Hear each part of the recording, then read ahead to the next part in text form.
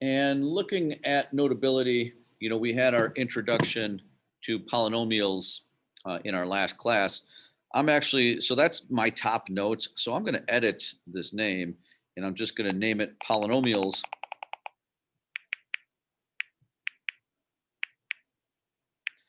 Just so once we take assessments, I know where to look. I know I don't have all my stuff jumbled up.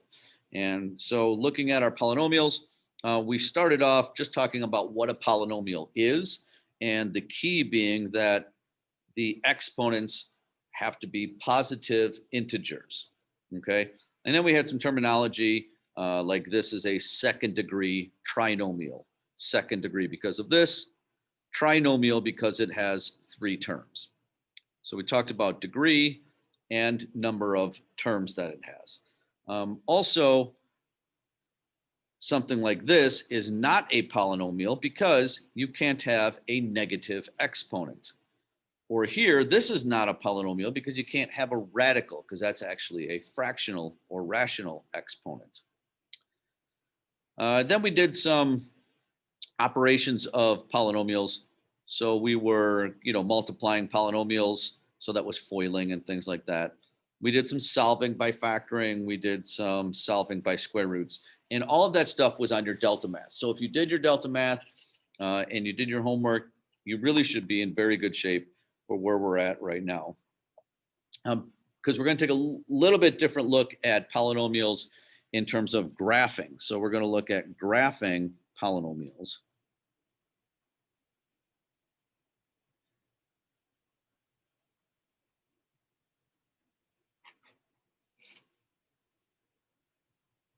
Sorry about that.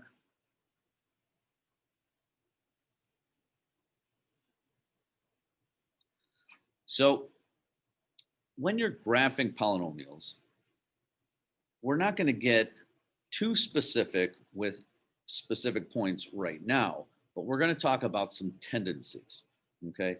So first, talking about the ends of polynomials or end behavior. See, polynomials, when you graph them, they can look a million different ways. In fact, an infinite amount of different ways, because there's so many different polynomials. As long as the exponents are positive integers, it makes a polynomial. So when you graph them, they look many different kind of ways. One that you guys are used to is just a regular parabola. That's polynomial. It's a second degree polynomial. Sometimes, though, you might have a graph that goes in many different directions. It could go something like that, okay? And that would also be a polynomial. You might recall our parent function of 1 over x, which looked like this. Okay, that guy's not a polynomial. And I know it's not a polynomial for a couple of reasons. First, because the equation is 1 over x. And so that's x to the negative first, and negative 1 is not a positive exponent. But also because the function is not continuous. Okay, so it does need to be continuous, meaning it can't have like this vertical asymptote right here, which this one does. Okay, so they look more like these pictures on the left. So when we're talking about the ends of them, focusing on the right side of this function, that function goes up as it goes off to the right, and this function goes down as it goes off to the right. Well, that's significant because this one continues to grow positive, and this one continues to sink negative. So we would denote that for the top one as saying, as x's go to infinity, meaning our inputs go to infinity, f of x, which are our outputs, also go to positive infinity for that top graph. So as x goes to infinity, that means going to the right. As opposed to the bottom one, we would say as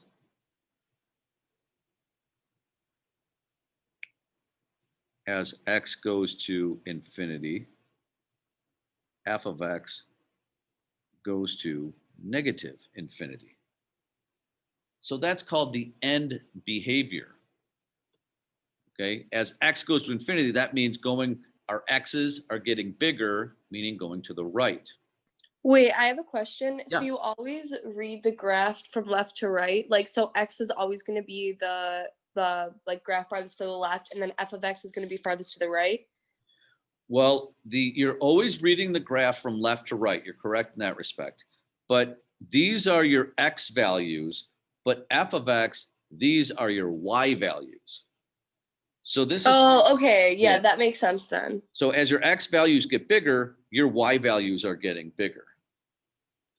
And this is saying as your x values get bigger, your y values are getting smaller. They're actually going to negative infinity. Okay, good question. We also can look at going to the left of the graph. So we could say as x goes to negative infinity, in this case, f of x goes to positive infinity also. This is saying as your x's get smaller or going to the left, your y values are still going up to positive infinity.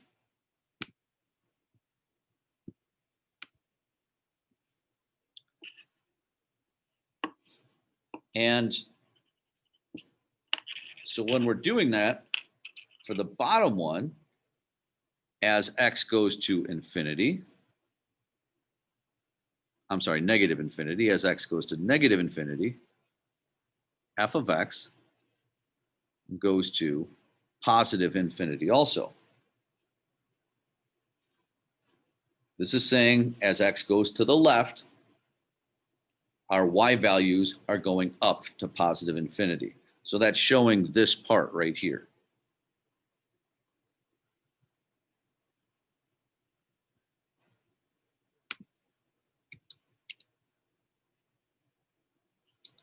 All right, we doing okay so far? I'll give you, one more graph.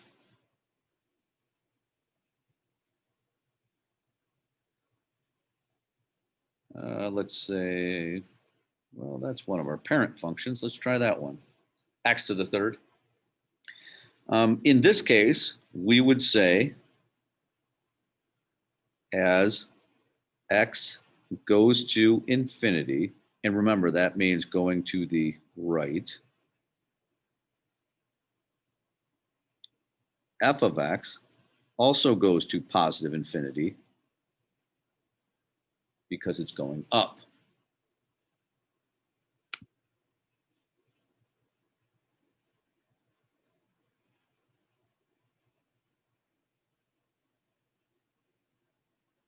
And we could say for this graph, as x goes to negative infinity, meaning going to the left, f of x is going to negative infinity, meaning it's going down.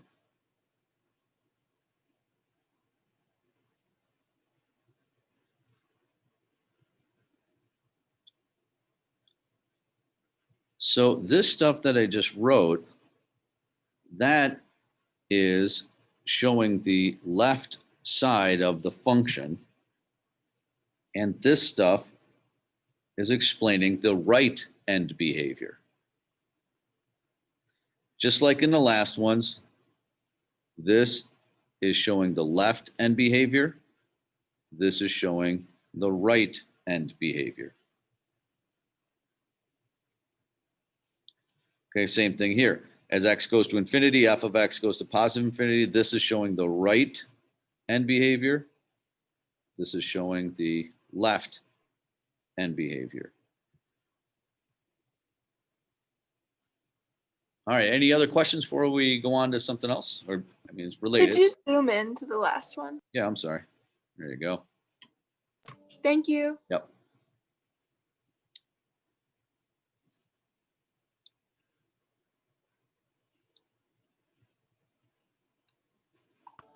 Okay, I just. All right, well, yeah. Oh, you're okay. All right. I'm going to make a little chart here. I'm going to make 4 pictures. So let me just draw a box and split it up into 4 parts.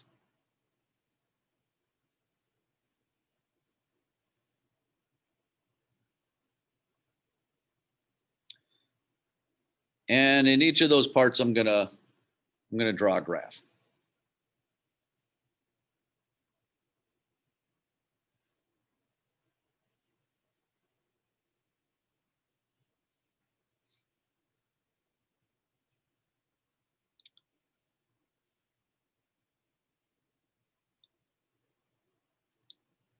So here will be my first graph.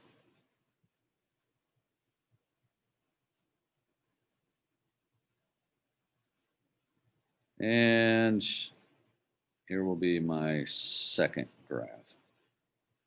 And you don't have to get too specific, but what I really want to show is in the first graph, the ends are going in different directions, and same as in the second graph.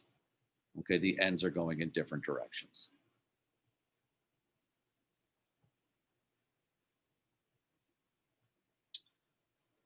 Because when the ends go in different directions, that tells me something real specific about the polynomial that generates that graph. It tells me that the degree of the polynomial is an odd degree. It might be like this. It might be x to the third, or x to the fifth, or x to the seventh. But the degree, the largest degree, remember the degree is just showing the largest, is an odd degree. It has to be an odd number if they're going in different directions. Now, if they're going in the same direction, so let me draw 2 of them here. So let's say this one looks kind of like a W a little bit. So they're going in the same direction. Or they might both be pointing downward also.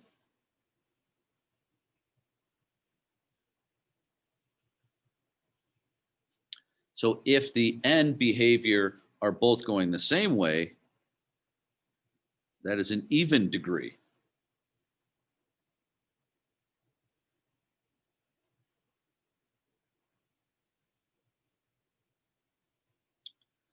So like x squared, think about x squared as that parabola where both ends go up or both ends go down if it's negative x squared. So, but it's an even degree. If you had x to the 10th or x to the 14th, any even number, both of the ends of that polynomial graphically will go in the same direction. Now this chart also is telling us something else too.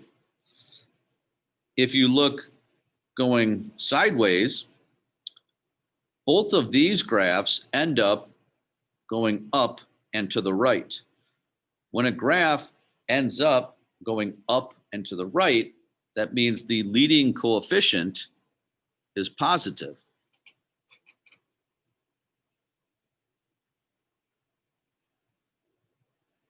Could you repeat that? Yes. If the right side of the graph is going upward, that means the leading coefficient is positive.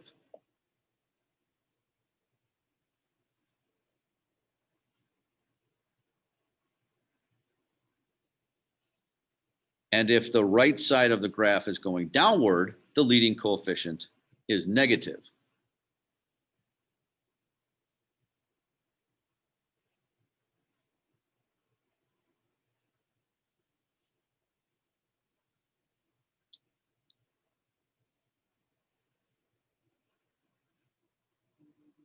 So putting some of that together, I'm going to draw another graph down here, give you an example. So let's say we had that polynomial graph. I know some things about this polynomial graph.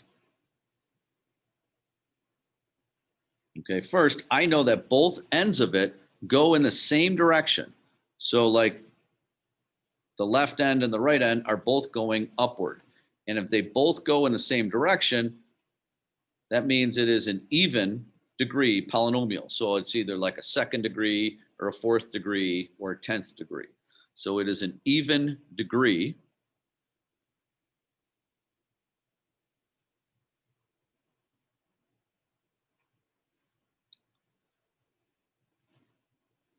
Now they're also both going in the same, I'm sorry, in the far right, it is going upward and not going downward. Okay, so I'm looking at that far right is going upward and not downward.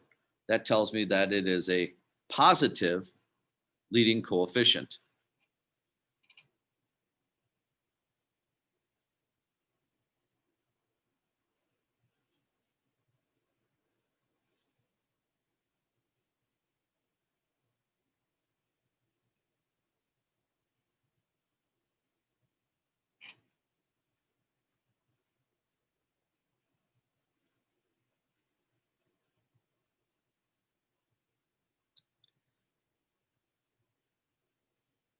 All right, well, next are also how many real zeros a graph has. To look graphically, when it says how many real zeros,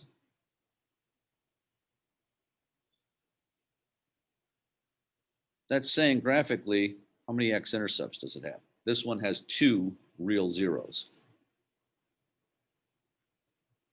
Okay, we don't know what they are, but we know that it has 2 of them.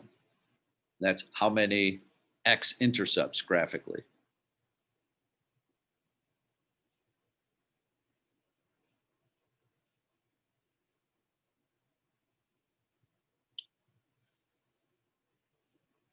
If it's asking how many relative minimums,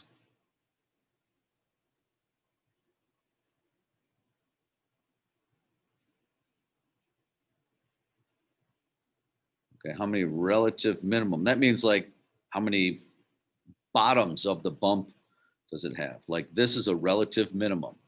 Like it goes down and then turns back up. This is a relative minimum. This is a relative minimum. So it has 3 relative minimums.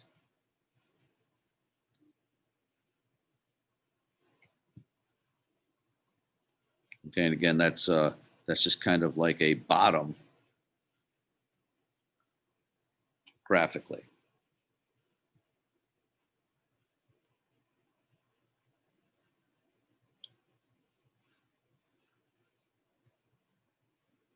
All right, so let's do one more example together where we're going to write down what's the degree, if it's even or odd, does it have a positive or negative leading coefficient, how many real zeros, and how many relative minimums does it have.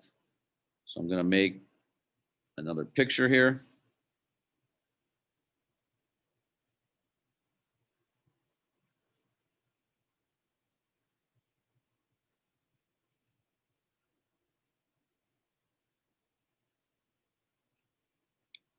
All right, so that crazy looking thing is our graph.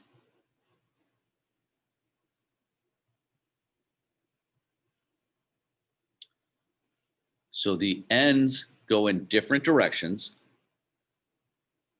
So thinking back to our chart, I'll come back to that, but going in different directions, that means it is an odd degree.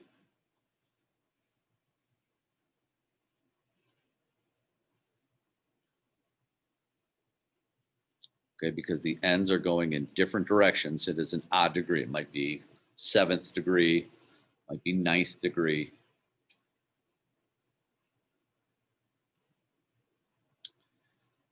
The right side of the graph is going downward. When the right side is going downward, that means it is a negative leading coefficient.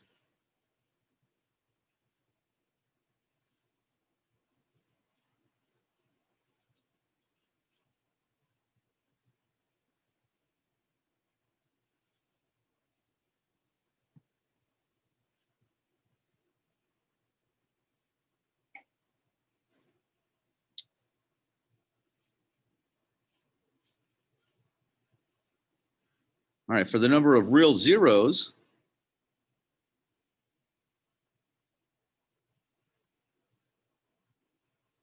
it has 1. Whoops. Scratch that. Wrong part. The real zeros are the x-intercepts. It has 1, 2, 3, 4, 5 real zeros.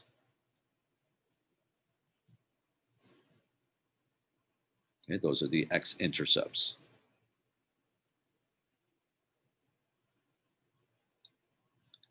And how many relative minimum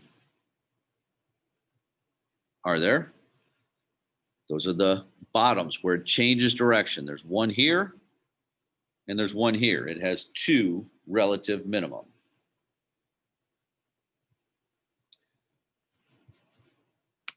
We also could, by the way, count the relative maximums, and that would be the top of the hill. Here and here, it has 2 relative maximum. Relative minimum is when it changes from decreasing to increasing, and a relative maximum is when it changes from increasing to decreasing. It's the top of the hill.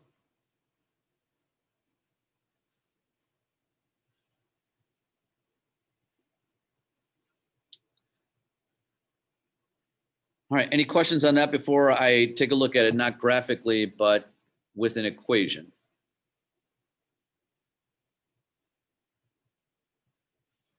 Okay, just to tie together, we could also say our end behavior, that as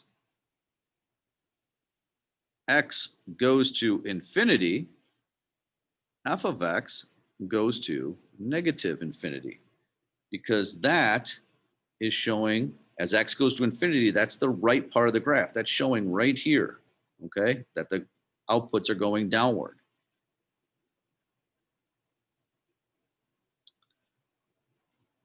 And then to show this part, we could say as x goes to negative infinity, f of x goes to positive infinity. So as we go to the negative infinity, meaning as our x's go to the left, our outputs are going up to positive infinity.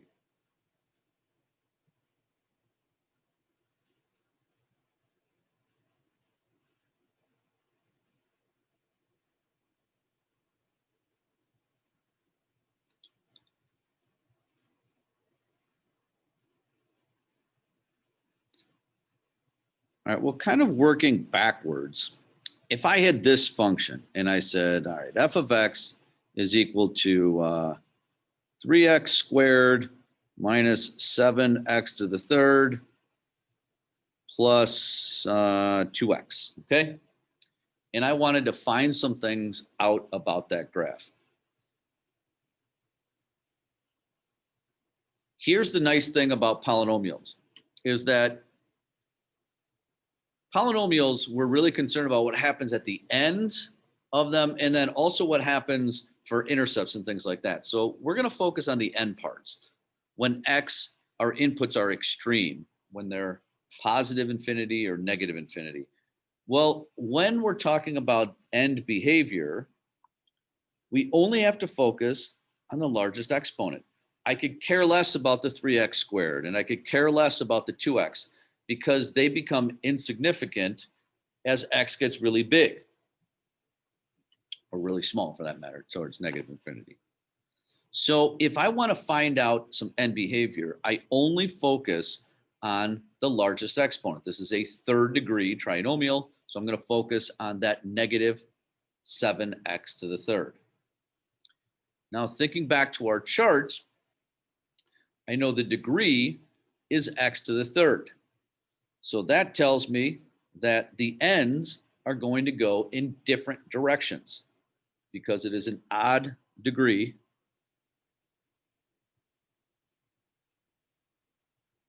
So that means the ends are going to go in different directions.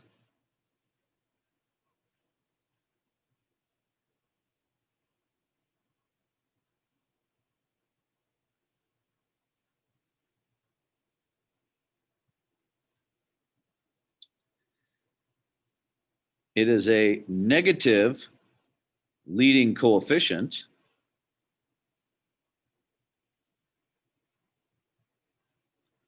Okay, it's -7. So that tells me that as x goes to infinity, meaning going to the right, it has to go down, or f of x has to go to negative infinity.